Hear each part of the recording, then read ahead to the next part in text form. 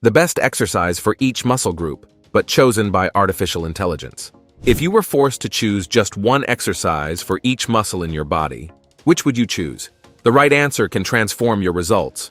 The wrong one, it can make you waste time, stagnate, or even get injured. Today, I asked artificial intelligence to analyze everything: biomechanics, injury risk, muscle activation, force curve, and even common mistakes. And now you're going to discover which are the most efficient exercises according to science and AI for each muscle group in the body.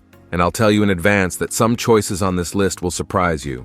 Let's see if you agree with the choices, or if these robots know nothing about weightlifting and still need to evolve a lot. But before we begin, tell me in the comments, how long have you been training? Best exercise for chest, incline dumbbell bench press. For the chest, AI didn't hesitate to choose the incline dumbbell bench press. The reasons, according to it, are that this exercise provides something that few can achieve: complete activation of the chest, especially the upper part, which many people find difficult to develop. When compared with the traditional barbell bench press, the inclined dumbbell press allows for a much greater range of motion, since the dumbbells can descend more deeply, generating greater stretching of the fibers. A study published in the Journal of Strength and Conditioning Research showed that the incline bench press significantly activates the upper pectoral more compared to the flat bench press, while maintaining good activation of the middle pectoral. And you know that feeling of instability you get with dumbbells? It's not for nothing. This instability forces the stabilizing muscles to work harder, recruiting more muscle fibers in the process. Another argument was the reduction of stress on the joints. With dumbbells, your wrists, elbows, and shoulders can move in more natural positions, unlike the barbell that forces a fixed movement pattern. For many, this means training heavy for years without joint pain, something that not everyone can do in the traditional flat bench press. Back, front lat pull down. For the back, AI analyzed dozens of exercises and elected the lat pull down with a pronated grip as the most efficient. And here I confess that I was proud. I always emphasize here on the channel that this movement is practically a biomechanical masterpiece for anyone who wants to develop a complete and well-defined dorsal. The front pull-down primarily works the latissimus dorsi, but also strongly recruits the major rounds, the lower and middle trapezius, and the rhomboids. A study from the University of Miami showed that the activation of the latissimus dorsi during the pronated pull-down is about 20% greater when compared to other popular back exercises. What really impressed AI was the safety of this exercise. Unlike heavy rows, which can overload the lower back if done incorrectly, the lat pull-down allows for load progression with very low risk of injury. You can execute it with heavy loads even when you're tired, without compromising technique. But don't go inventing to do this pull-down behind your head and throw away the safety of the exercise, okay? The pronated grip specifically was chosen because, according to electromyographic analyses, it provides greater activation of the latissimus compared to the supinated grip. We also have to talk about versatility. By slightly adjusting your pulling angle or grip width, you can emphasize different regions of the back. Few exercises offer so many benefits with so few drawbacks. Best exercise for triceps. Triceps push-down with rope. When it comes to the triceps, AI surprised many people by electing the rope triceps pushdown as the definitive exercise. The main differential lies in the biomechanics of the exercise. The first point considered by AI was the continuity of muscle tension. Unlike many exercises where there are dead spots, the rope triceps maintains constant tension throughout the movement, especially if you keep your elbows fixed at your side. This maximizes time under tension, a crucial factor for hypertrophy. Another point addressed was logical progression. You can start with light loads and perfect technique and gradually increase without compromising execution. Many people get hurt in triceps extensions with a barbell or in dips by trying to increase the weight too quickly. AI also valued the low joint stress. The rope triceps allows you to work to muscle failure with minimal stress on the elbows and shoulders, something rare for triceps exercises. For those who train long-term, this is a decisive factor that many ignore until they start feeling pain. It's an exercise that can be done by practically anyone, from beginners to advanced, with consistent results. It's no wonder that even old-school bodybuilders who could choose any exercise rarely left the rope triceps out of their workouts. Best exercise for biceps, standing dumbbell curl. For the biceps, AI analyzed all possible types of curls and came to a conclusion that may seem conservative. The standing dumbbell curl is simply unbeatable. Why? because it combines maximum muscle activation with versatility and safety in a way that no other exercise can. The main differential is in the freedom of movement. With dumbbells, your hands can naturally rotate during execution, allowing you to find the perfect angle for your wrists and elbows. This not only increases comfort, but also maximizes activation of the biceps brachii and the brachialis, two fundamental muscles for that peak that everyone seeks. AI also considered constant tension. When you do curls with dumbbells, it's easier to maintain tension throughout the movement, especially if you control the eccentric phase well. This means more time under tension, which studies show is crucial for muscle growth. An underestimated factor that AI identified is the possibility of correcting imbalances. Many people have one arm stronger than the other, and the dumbbell curl allows each arm to work independently, ensuring symmetrical development over time. Unlike the barbell, which can cause discomfort in the wrists and elbows for some people, dumbbells allow you to adjust the supination according to your individual anatomy. This significantly reduces the risk of overuse injuries, something common in biceps exercises. Best exercise for shoulders: dumbbell shoulder press. For the shoulders, the choice was the dumbbell shoulder press. This classic movement manages to be both basic and sophisticated in how it works the entire shoulder structure. The big differential is in the activation of the three portions of the deltoid. While many exercises focus on just one specific part, the dumbbell press strongly activates the anterior deltoid, a little less the lateral, while also moderately engaging the posterior. This means more balanced development in a single movement. Dumbbells allow a natural rotation of the wrists during execution, something that the fixed barbell simply doesn't offer. This freedom of movement is crucial for the shoulders, which are extremely mobile and complex joints.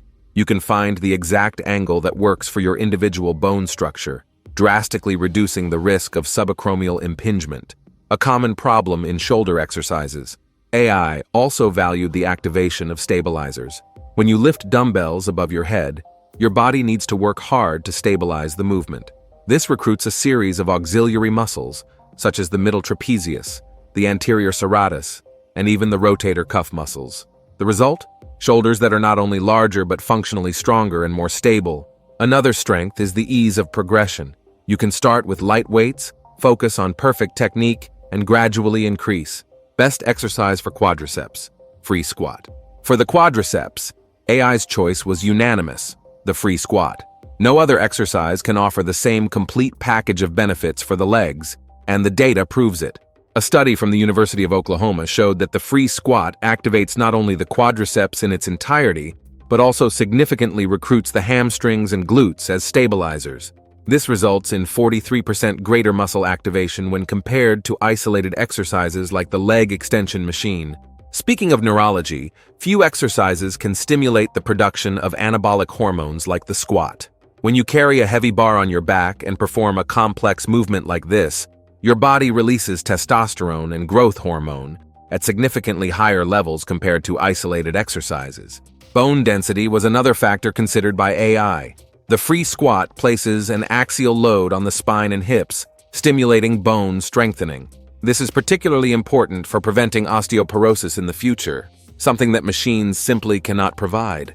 Of course, the free squat has a learning curve, but the benefits far outweigh the initial investment in technique. Few exercises offer as much return for every minute invested. Best exercise for hamstrings: stiff-legged deadlift.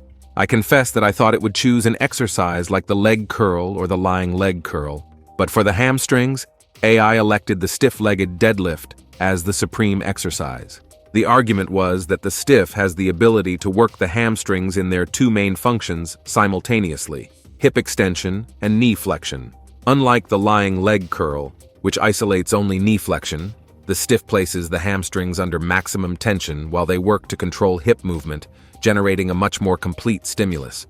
AI was particularly impressed with the eccentric component of the exercise. During the controlled descent, the hamstrings are stretched under load, creating more efficient microtears for growth. Studies show that this type of eccentric work is especially effective for developing strength and size in the posterior thigh muscles.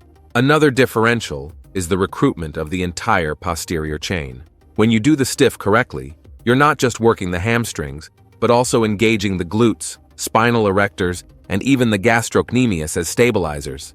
This generates a cascade effect of strengthening that few exercises can provide. So I decided to ask about the risk of injury. And AI responded that although the stiff does require good attention to technique, when done correctly, it presents less risk to the knees compared to exercises like the leg curl with high loads, and less stress on the lower back compared to conventional deadlift, positioning itself perfectly in the middle ground between safety and effectiveness. Best exercise for glutes, hip thrust. For the glutes, AI also surprised me by electing the hip thrust. According to it, the great differential of the hip thrust is in the biomechanics. The hip thrust places the muscle in maximum contraction exactly at the point of greatest tension when the hip is fully extended. Electromyography studies show up to 120% greater activation of the gluteus maximus in the hip thrust compared to the squat. AI also valued the low joint stress. The hip thrust allows you to intensely work the glutes with minimal stress on these joints. This is particularly valuable for those with a history of injuries or limitations. A frequently neglected factor is the ability for muscle isolation. Many people have difficulty feeling the glutes working, a phenomenon known as gluteal amnesia. The hip thrust facilitates the mind-muscle connection precisely because it minimizes the participation of compensatory muscles, such as the lower back and hamstrings. Versatility also weighed in the choice. You can do the hip thrust with just body weight, with weight plates, barbells, resistance bands, or on a specific machine. This allows for smooth progression from absolute beginners to advanced athletes looking to overload the muscle with impressive loads. Best exercise for calves, calf raise in the Smith machine. According to AI, the first differential is in the controlled stability. The Smith machine allows you to focus 100% on the calf contraction without worrying about balance or load stabilization. This is crucial for a muscle that needs consistent progressive overload to grow, but is often limited by factors such as balance. When you do calf raises in the Smith machine, you can minimize the participation of accessory muscles, directing all the stimulus to the gastrocnemius and soleus. With a simple adjustment in knee flexion, you can alternate the focus between these two portions of the calf. Range of motion was another decisive factor. The Smith allows you to position your feet on a step or platform, ensuring a complete stretch in the eccentric phase, something crucial for calves, which respond exceptionally well to work in full range. This stretch under load generates more efficient micro-tears for muscle growth. Load progression also weighed in the decision. The calves are strong muscles accustomed to supporting your body weight all day, so they need significant overload to grow. The Smith allows you to safely add heavy loads, something difficult to do in raises with dumbbells or less stable machines. AI also considered the isometric contraction at the top of the movement. The Smith machine facilitates maintaining this contraction for 1 to 2 seconds at the maximum point, intensifying the stimulus on the muscle fibers. Best exercise for trapezius, dumbbell shrugs. According to our robot friend, dumbbell shrugs are simply the most efficient to develop especially the upper portion of this imposing muscle. The main differential is in the direct and intense activation. The upper trapezius has as its primary function scapular elevation, and dumbbell shrugs perfectly isolate this movement, generating an electromyographic activation greater than 90% of the maximum voluntary contraction, a number that, according to AI, is rarely seen in other exercises. It also argued about the possibility of consistent progression. With dumbbells, you can gradually increase the load without compromising technique, something fundamental for a dense muscle like the trapezius, which responds better to moderate to heavy loads. A frequently neglected aspect is the freedom of movement. With dumbbells, your hands are not fixed in one position, allowing you to find the exact angle that best activates your individual fibers. This small personalization makes a big difference in long-term results. AI also considered the ease of execution. Unlike compound exercises like high rows, which have a learning curve and can overload the shoulders, the shrug is intuitive and safe for almost all practitioners, from beginners to advanced.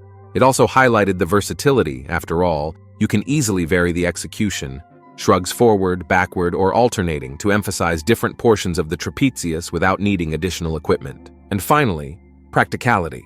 Dumbbell shrugs can be done anywhere, with any type of weight. Dumbbells, kettlebells, weight plates, even loaded backpacks. Best exercise for abdomen, plank. In a world of crunches, sit-ups, and sophisticated abdominal machines, why would a seemingly simple isometric exercise be the most efficient? According to AI, the reason is complete muscle activation.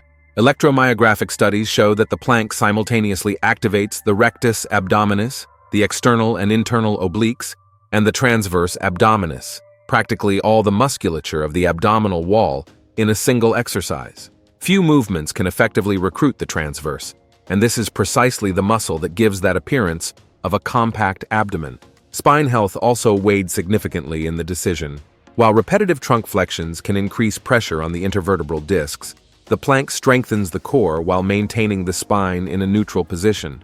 For AI, this combination of effectiveness and safety is unbeatable, especially considering that lower back problems affect up to 80% of the population at some point.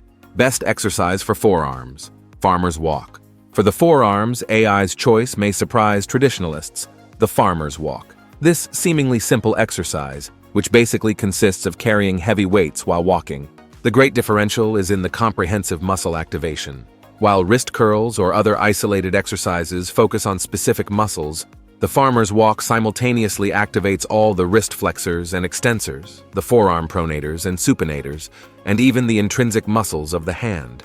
This global activation results in proportionally developed forearms, without imbalances.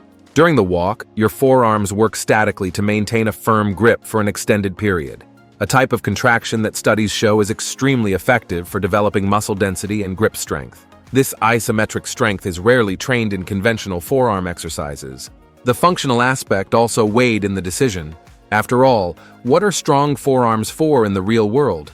Mainly to hold, carry, and manipulate heavy objects, exactly what you do in the farmer's walk. Progressive overload was another decisive factor. It's very simple to gradually increase the weight you carry, allowing consistent progression without complex technicalities. This simplicity in progression is crucial for continuous long-term development. We've reached the end of the choices, and now I want you to tell me through the comments. What did you think of AI's choices for each muscle? Which one do you agree with the most, and which did you find most absurd? Don't forget to subscribe to the channel. Thank you for watching up to here, and may God bless you, my friend.